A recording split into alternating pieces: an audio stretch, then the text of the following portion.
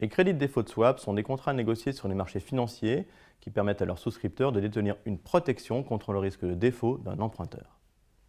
Il s'agit donc d'une protection sur le risque de défaut d'une société ou d'un État ou de toute entité ayant emprunté de l'argent, soit auprès de banques, soit sur les marchés financiers, par exemple suite à une émission d'obligations ou de titres de créances. Ces contrats ont commencé à se développer à la fin des années 90.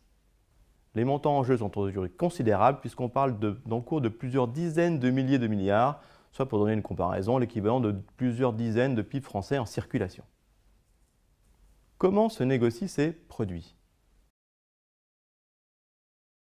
On indique les caractéristiques du produit, c'est-à-dire la durée et les montants couverts par le contrat de CDS, la société objet du contrat, l'entité juridique, et bien entendu la prime à payer, celle-ci étant en général calculée en pourcentage du montant couvert et payée trimestriellement. Mais comment définir ce qu'est le défaut? Le défaut peut correspondre à plusieurs situations. Il peut s'agir de l'incapacité pour un débiteur de pouvoir payer les intérêts ou le capital. Le montant standard à partir duquel on commence à parler de défaut est de 1 million de dollars US. Il peut s'agir aussi d'une banqueroute pure et simple. Enfin, le défaut peut consister en une restructuration de la dette, c'est-à-dire un allongement de la durée ou un moratoire sur les intérêts à payer. Cette dernière clause n'est pas systématiquement partie prenante du contrat de CDS. Un comité émanant de l'Association internationale des marchés dérivés, appelée ISDA, se réunit pour déterminer la majorité si un défaut a lieu ou pas. Que se passe-t-il en cas de défaut?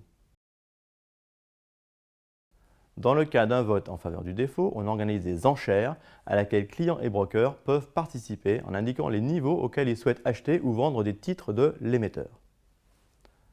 Suite à ces enchères est défini un prix d'équilibre ou valeur de recouvrement.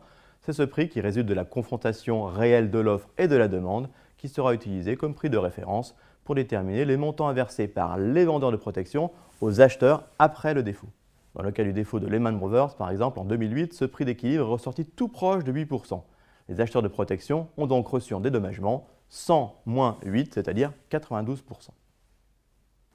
Au moment du défaut, historiquement, il existait deux possibilités pour être indemnisé du sinistre subi, c'est-à-dire de la défaillance de l'emprunteur.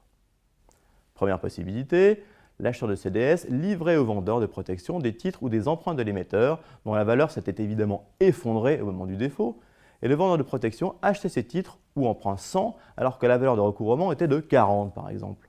On parle de règlement physique ou en anglais physical settlement. Deuxième possibilité, le vendeur de protection indemnise l'acheteur du différentiel entre 100 et la valeur de recouvrement.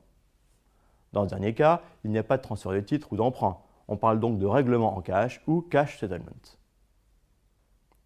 Aujourd'hui, l'immense majorité des CDS se dénoue en cash settlement. En effet, dans le cas d'un règlement en titre, l'encours de CDS est souvent bien supérieur à l'encours de titres livrables. Le marché pourrait se trouver en cas de défaut à court de titres à livrer face à une situation de pénurie. Tous les acheteurs de protection aux abois les rechercheraient alors frénétiquement, ce qui ferait monter la valeur de ces titres alors même que la société est en faillite. Ceci est déjà arrivé. Avec le cash settlement, on ne bute pas sur cette contrainte physique. Pourquoi donc ces produits sont-ils si décriés? Tout d'abord, constatons une singularité concernant les CDS.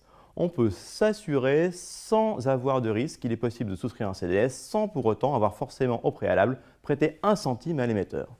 On sera donc payé, on ne peut plus dire indemnisé dans ce cas, et donc on gagnera si l'émetteur fait défaut. Deuxième élément, on peut parfois assister à des phénomènes autoréalisateurs. En effet, plus il y a de souscriptions de CDS, plus les primes augmentent, plus le risque perçu également, et donc plus la société ou l'État a du mal à trouver des investisseurs et doit payer cher ses emprunts, ce qui peut amener le défaut de l'émetteur et donc les gains de l'acheteur de protection.